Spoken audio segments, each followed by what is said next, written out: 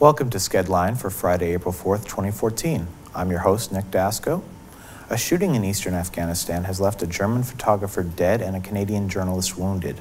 Associated Press photographer Anja Nedringhaus was killed, and Associated Press reporter Kathy Gannon was wounded in the arm and shoulder. A police officer opened fire on the journalists as they sat in the back seat of a parked car. They were part of a convoy of election workers delivering ballots in Khost. The convoy was protected by the Afghan army and Afghan police. Freelance journalist Kate Clark told CBC News the shooting was a possible revenge for a U.S. airstrike that killed some of the gunman's family in a province north of Kabul last week. The hunt for the missing Malaysian jetliner moves underwater. Searchers have brought in unmanned submarines to locate the plane's black box. These subs are useful in navigating the waters that are pitch black and go more than 5 kilometers deep. Statistics Canada reports some better job numbers. 42,000 new jobs were created in Canada last month. This pushes the unemployment rate in Canada to 6.9%, a drop of 0.1%. This rate matches a post-recession low and is partially credited to the return of warm weather and the summer job market. A shooting in Toronto's Cabbagetown neighborhood early this morning has left one man dead and one woman wounded. Shamar Paris was pronounced dead from gunshot wounds to the chest. Police are looking for anyone who saw the shooters or any vehicles driving erratically in Cabbagetown around 2:30 this morning. Peel Police Constable Mike Clarenbeck is home after he was released from hospital earlier today. Clarenbeck was shot when Brampton man Chanjit Basi opened fire inside the front entrance of the Brampton courthouse last Friday. Basi was killed after he shot Clarenbeck. The province's Special Investigations Unit is probing the incident.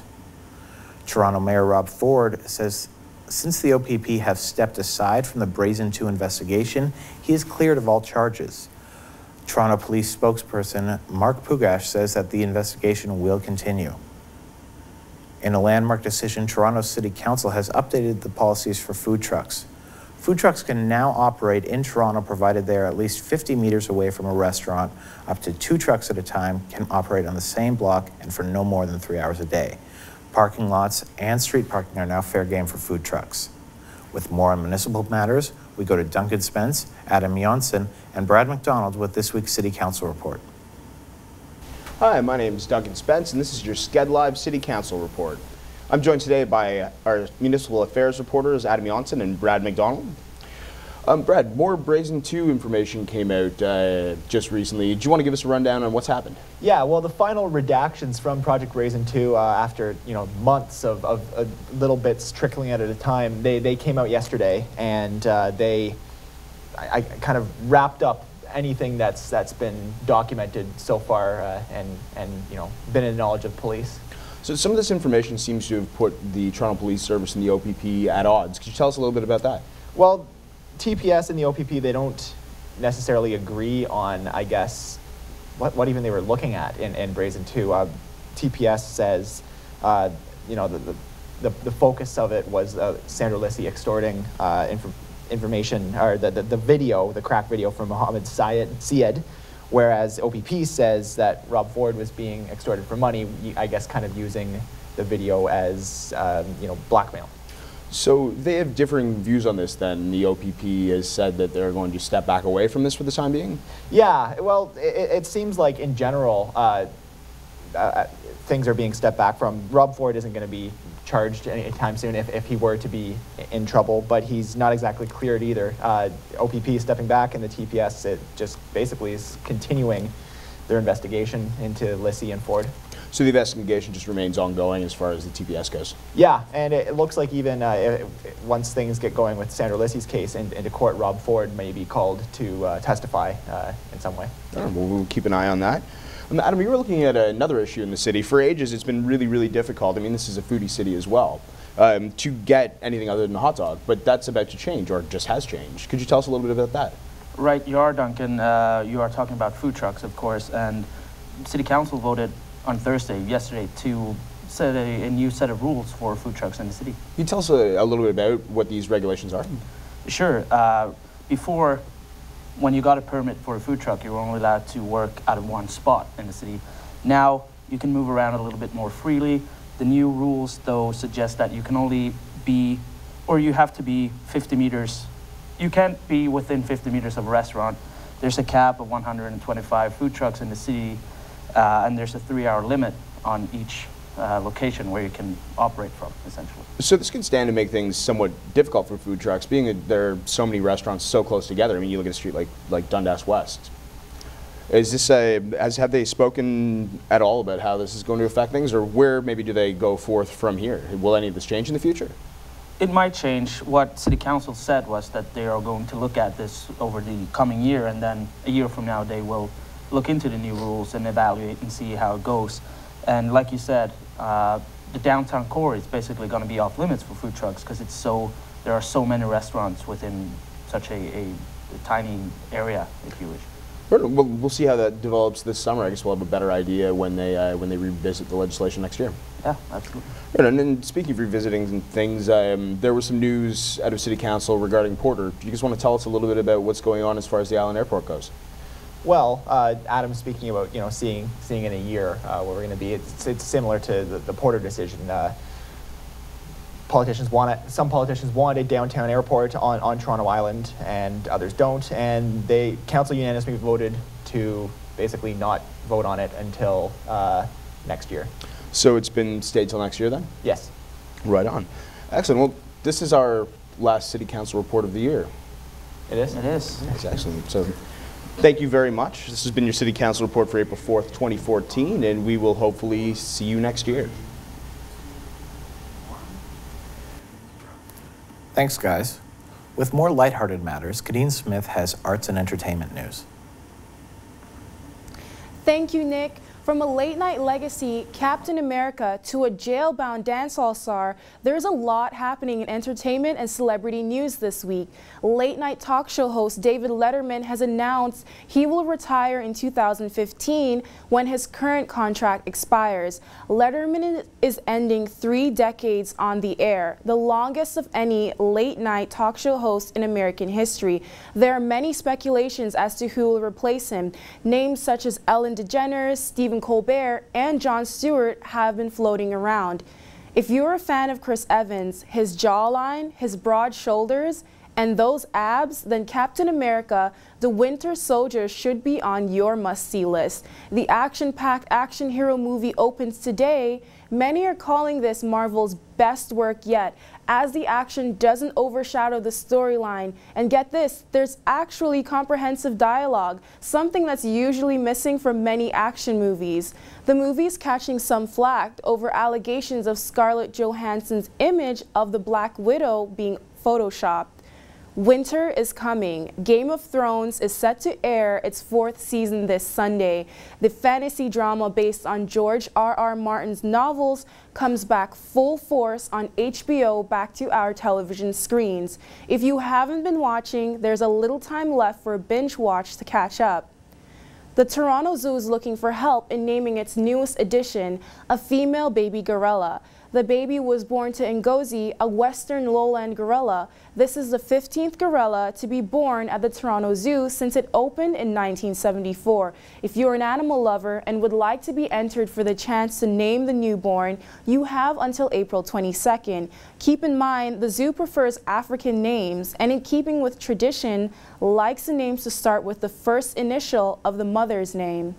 Celebrity chef Nigella Lawson is banned from flying to America because she admitted to having used drugs. She was stopped from boarding a flight to LA from Heathrow Airport on Sunday. According to U.S. immigration law, border guards can ban a non-U.S. citizen for many different reasons, including anyone who violates a law in the U.S. or another country.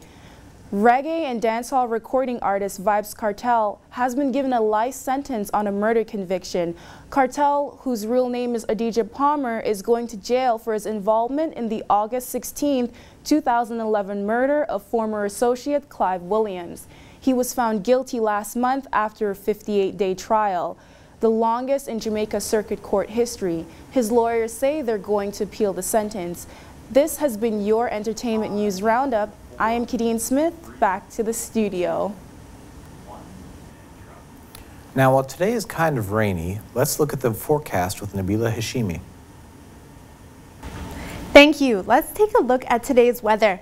It's currently raining with a high of 8. However, we might expect rain close to 20 millimeters with a low of 1. Here's a look at the 5-day forecast.